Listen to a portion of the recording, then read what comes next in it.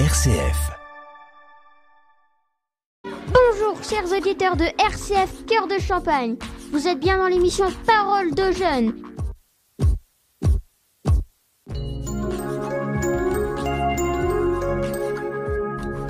Écoutez les voix de demain. Les élèves du collège Notre-Dame de Châlons-en-Champagne prennent le micro et vous invitent à un rendez-vous captivant.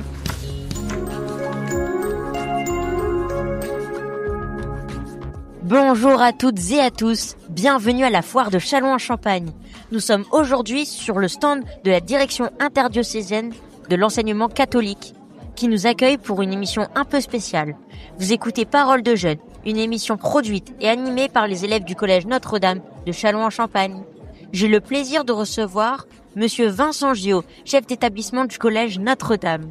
Avec lui, nous allons parler de la rentrée scolaire, des projets du groupe scolaire et de la vie quotidienne de l'établissement. Bonjour Monsieur Gillot. Bonjour Noé, merci pour ton invitation. Merci d'être venu. Tout d'abord, comment s'est passée cette rentrée au collège Notre-Dame ? Je crois qu'on peut dire que nous avons fait une belle rentrée, sereine. Voilà, j'ai pas vu d'élèves plus stressés que la normale. Et puis cette année, on avait invité les parents de 6e à entrer dans la cour avec leurs enfants. Et là aussi, j'ai vu des parents qui étaient contents de se retrouver dans la cour avec leurs nouveaux collégiens. Donc une belle rentrée. Quels sont les effectifs cette année ? Alors cette année, au collège, on a un élève de plus que l'an dernier. Donc autant d'élèves à peu près. On a 702 élèves. La petite nouveauté, on va dire, c'est que depuis 3 ans, on a de plus en plus d'élèves de 6e. Est-ce qu'il y a eu d'autres nouveautés pour cette rentrée ? Oui. Depuis une quinzaine d'années, on avait une section particulière avec des élèves qui étaient en SECPA. Cette section a disparu. Voilà. Et finalement, on a un dispositif qui est un petit peu différent, qui s'appelle un dispositif Ulysse, avec des enfants qui sont dans les classes et qui, quand ils ont des difficultés, sont sortis de la classe pour essayer de réparer ces difficultés. Et puis une deuxième nouveauté, c'est que depuis 2 ans, on proposait une option qui s'appelle langue et culture européenne anglais. Et puis cette année, on a un professeur de sciences physiques, un professeur de SVT et un professeur d'histoire qui vont venir mener des projets dans leur matière en anglais. Quelles sont les priorités éducatives pour cette année 2025-2026 ? Ça fait au moins 2 ans qu'on se pose la question avec les enseignants et on voit bien que parfois, on a l'impression qu'un collégien ou un nouveau collégien ne sait pas comment il doit se comporter dans une salle de classe. Ça nous a beaucoup surpris. Alors c'est vrai qu'avant, une génération, c'était 20 ans. Aujourd'hui, c'est une génération scolaire, je dirais, c'est 5 ans. Et là, on a voulu réadapter des choses. Et donc, on a travaillé en juillet avec les enseignants, pendant que tu étais déjà en vacances, sur un document qu'on a appelé « Objectif réussite, les bonnes pratiques à adopter », document que tu as peut-être déjà lu, et qui rappelle un certain nombre de choses qui nous semblent indispensables pour réussir au collège. Oui, je me souviens, on l'avait vu le jour de la rentrée avec nos professeurs principaux. Tout à fait. Comment l'équipe enseignante s'est-elle préparée à cette année ? Alors une rentrée, Noé, ça se prépare en janvier. Donc ça fait longtemps déjà qu'on prépare cette rentrée. Et tout le mois de janvier, février, mars, parce qu'après on prépare plutôt la fin de l'année, on va dire, le midi, on a des commissions de travail. Et ces commissions de travail, elles se réunissent et par exemple les horaires qui ont changé, le fait qu'on soit passé en semestre, la réflexion sur l'option langue et culture européenne pour mettre d'autres matières en anglais. C'est un travail qu'on fait sur le temps du midi quand on prépare la rentrée. Donc on a préparé cette rentrée en janvier et puis voilà, tu viens de la vivre et tu vas découvrir toute l'année les nouveautés. Pouvez-vous nous rappeler en quoi consiste le groupe scolaire Notre-Dame ? Oui, c'est un établissement privé catholique, privé parce qu'il n'appartient pas à l'État français, et catholique parce qu'il est reconnu aussi comme l'évêque du diocèse, et il est notre projet éducatif est basé sur les valeurs de l'Évangile. Et le groupe scolaire Notre-Dame, il accueille 1176 élèves cette année, donc les 702 collégiens, et puis nos 2 écoles primaires, qui est Notre-Dame Sainte-Thérèse dans le quartier du Verbeau, et Notre-Dame à 200 mètres du collège. Donc c'est un établissement où il y a 3 unités pédagogiques, et on peut y commencer en toute petite section. Quelles sont les spécificités du collège Notre-Dame par rapport aux autres établissements de Châlons ? Je crois que la phrase que nous avons choisie pour caractériser notre établissement, qui est « Ensemble, cultivons nos talents », cette phrase, elle dit beaucoup de choses. Elle dit simplement que nous avons tous des talents différents et que ce qu'on veut faire, c'est permettre à chacun de cultiver son talent et de le partager avec les autres. Et puis, me semble-t-il, il y a une deuxième particularité qui est que vous, les élèves, vous êtes nos partenaires de travail. Quels projets pédagogiques marquent cette année ? Alors là, Noé, ils sont nombreux. Nous poursuivons l'identité des salles de classe. Ça paraît tout simple qu'un professeur a sa salle de classe, t'en as l'habitude. Mais tu vois bien que les salles de classe sont en train de se transformer, portent des supports pédagogiques différents, les tables sont orientées différemment. Ça veut dire que chaque enseignant travaille dans sa salle de classe les outils dont il a besoin, lui, ses outils pédagogiques. Et puis la deuxième chose, je crois, particulière de l'établissement, c'est l'ouverture internationale qui reste une priorité. On est labellisé pour ça, mais l'ouverture aux autres, vivre avec les autres, comprendre les autres, accepter les autres, ça nous paraît extrêmement important. Et quand on parle ouverture internationale, on a toujours l'impression qu'on parle que des langues que l'on enseigne et les voyages dans les pays où on pratique cette langue. En fait, c'est pas vrai, c'est vraiment sur la connaissance de l'autre. Le numérique a-t-il une place particulière dans l'enseignement aujourd'hui au collège ? Oui. Nous avons effectivement fait un choix il y a 3 ans de fournir une tablette à chaque élève. Le monde, aujourd'hui, intègre les outils numériques dans tous les domaines de la vie. Et demain, ce sera encore plus. Nous avons donc décidé de préparer les élèves à ce monde. Et travailler de cette manière permet aussi également de développer la créativité, l'autonomie, la collaboration, la curiosité, l'implication. Que pensez-vous de l'IA ? Alors, l'IA, ça fait peur à tout le monde. Tellement ça va vite. Notre ministre de l'Éducation nationale annonçait qu'elle allait former les enseignants à l'IA et les élèves à l'IA. Parce qu'aujourd'hui, on sait très bien qu'un élève qui sait pas faire son devoir maison, il va le proposer à l'IA et il va avoir tout le devoir complètement fait. Voilà. Donc ce monde-là, il est là. Je sais pas s'il est bien ou s'il est pas bien. Mais en tout cas, il faut que l'école s'en saisisse. Et nous avons les enseignants, c'est pas encore prévu pour vous, Noé, mais ça peut se discuter. Mais les enseignants ont 2 journées de formation à l'IA cette année. Et donc, on l'avait décidé avant que la ministre en parle, en fait.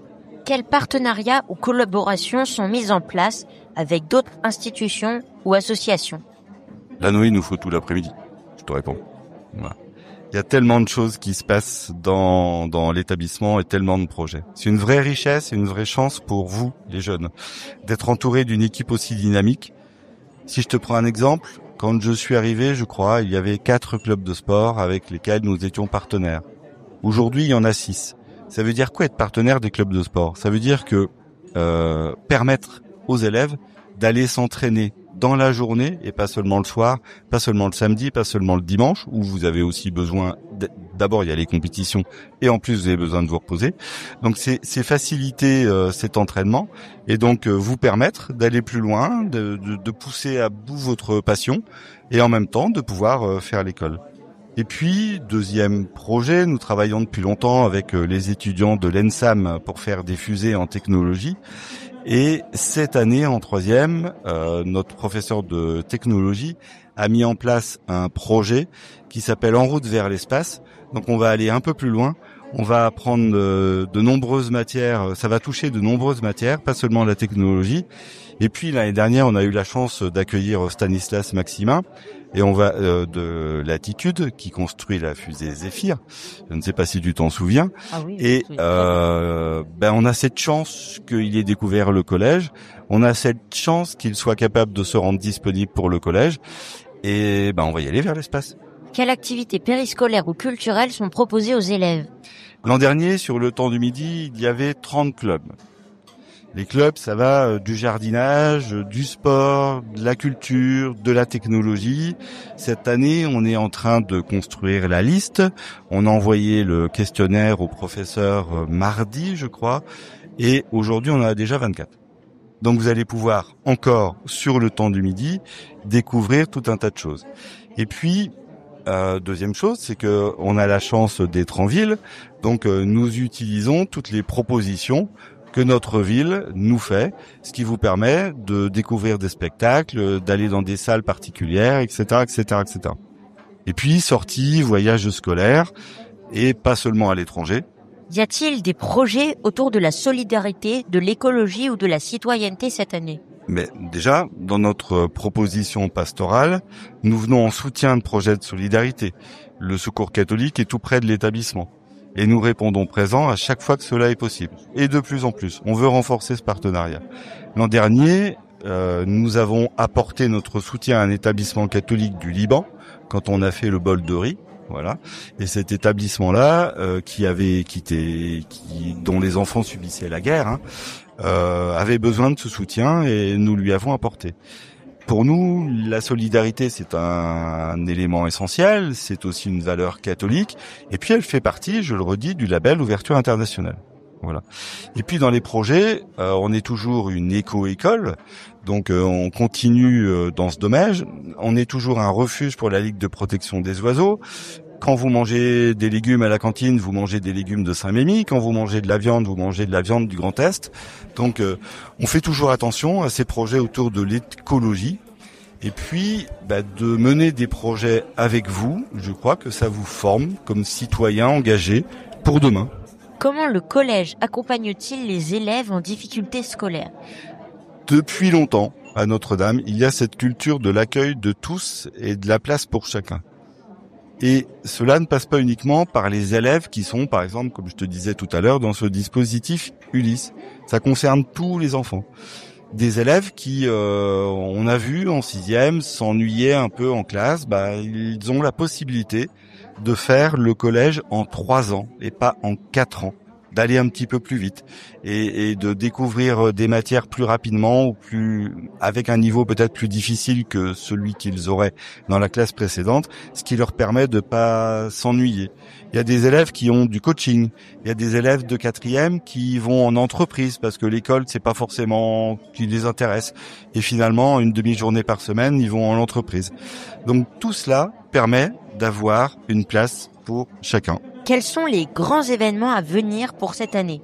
Tu sais que c'est un secret, les grands événements. C'est pas quelque chose qu'on vous met dans le planning.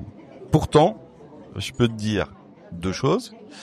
Une première chose, c'est que on va continuer à cultiver vos talents et s'en servir.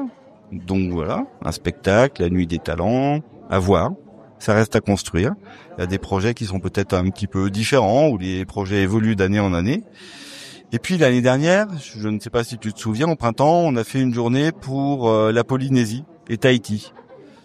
Alors, on va pas vous emmener à Tahiti, mais en tout cas, on veut renforcer ce projet et je crois qu'on va avoir sur l'année un projet qu'on pourrait appeler peut-être un projet vers la Polynésie. Voilà, plein de choses sont en train de se monter. Et puis, les surprises que tu ne connaîtras pas aujourd'hui, parce qu'elles sont peut-être pas tout à fait calées ou que on aime bien vous surprendre au quotidien. J'aime bien les surprises. Quelle place l'enseignement catholique donne-t-il à la dimension spirituelle dans le quotidien du collège ? Nous proposons à chacun une place dans un chemin spirituel. Monsieur Dimier, notre animateur en pastoral scolaire, dont Jérôme, notre prêtre accompagnateur, propose à la communauté de découvrir le Christ. C'est la mission des établissements privés catholiques. Mais lorsque vous venez vous inscrire, on vous demande pas si vous êtes baptisé, si vous êtes catholique ou de quelconque religion vous êtes. Donc finalement, c'est permettre à chacun de réfléchir, de travailler nos valeurs et pour ceux qui le souhaitent, d'avancer dans leur foi catholique, de la cultiver et éventuellement de préparer les sacrements.